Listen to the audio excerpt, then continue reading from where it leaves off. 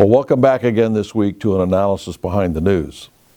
Let's talk a little bit about Agenda 21.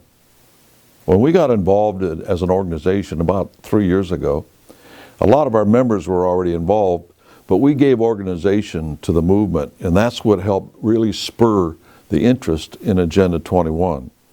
It's our more or less hidden organization. I mean, it's not secret, it's there. It's just that we don't draw attention to ourselves organizationally quite often, and so a lot of people don't realize the organization that's involved. They see the individual here and there, but not how it is all tied together. That gave great impetus to the anti-Agenda 21 movement. And a lot of people have not exactly thought that we were telling the truth about certain things in connection with Agenda 21. Not just us, but others that are in the leadership of Agenda 21. Now, one of the things that they did, what they want to do with Agenda 21, is to get everybody out of the country and into cities and living in apartments, just like they do in Amsterdam or other European cities. The stores are in the bottom on the street level, and then everybody lives up in the apartments above.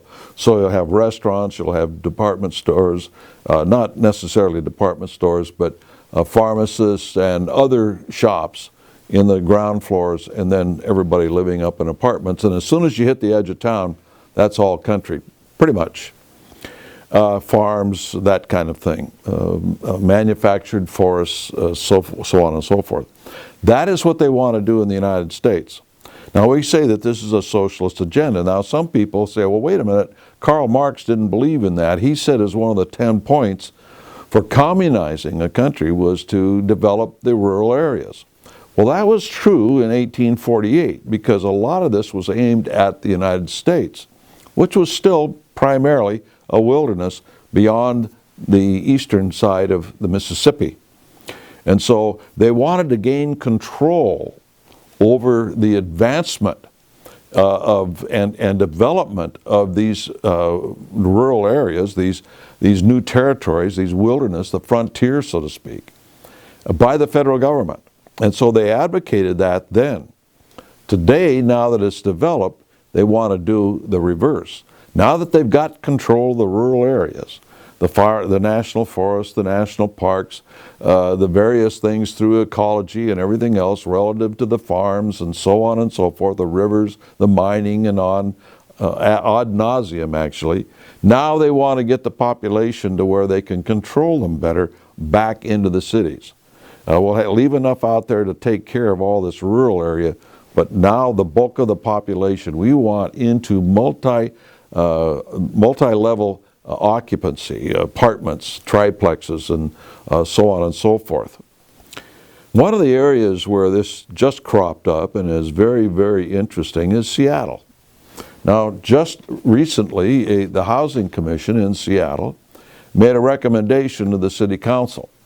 And that recommendation was this, that they have only zoning for multi-family residences. In other words, nobody can build and own any longer a single-family home. Now, this vote by this commission was 19-3. Now, whether or not the City Council will do this will depend on a number of factors.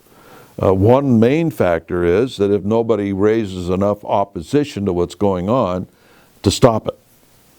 And you got to understand about the city of Seattle. I grew up there. I know it very well.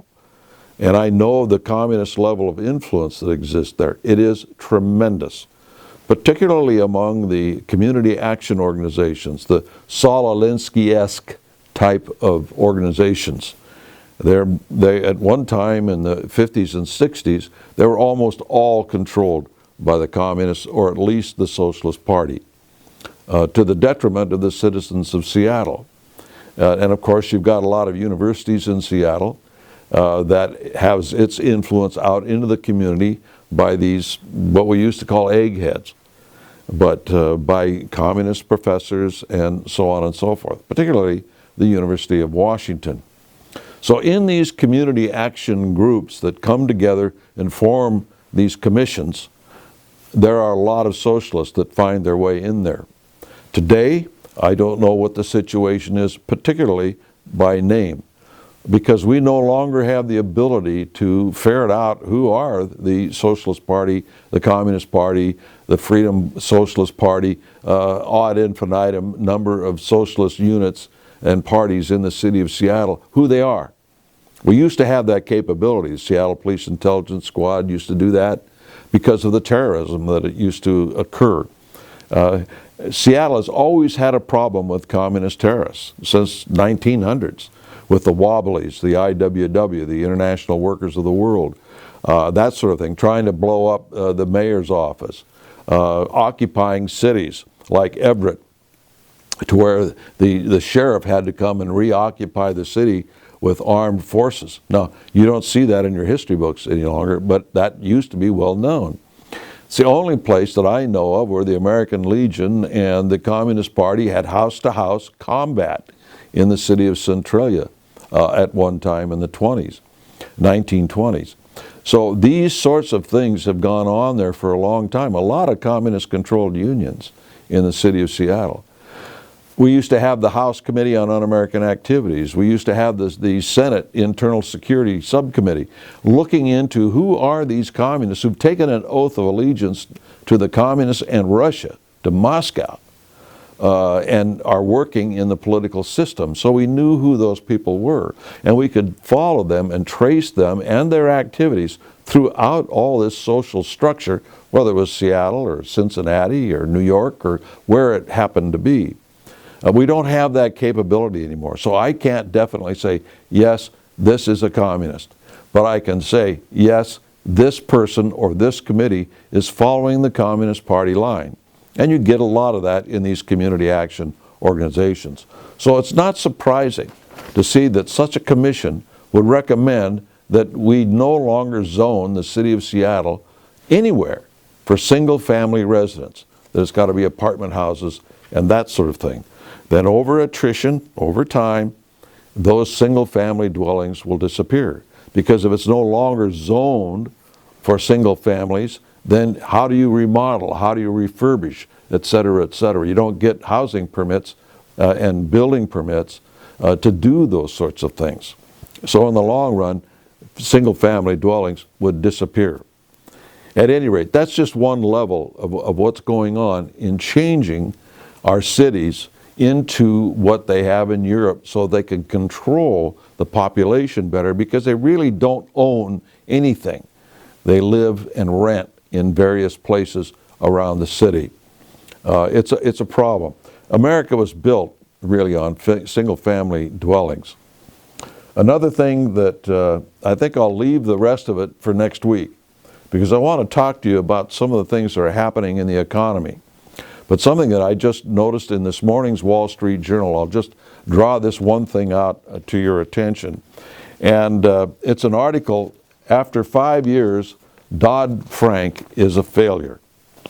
And it's a very interesting column. You might go there to the Wall Street Journal and read this opinion column by Congressman Jeb Hensarling of Texas.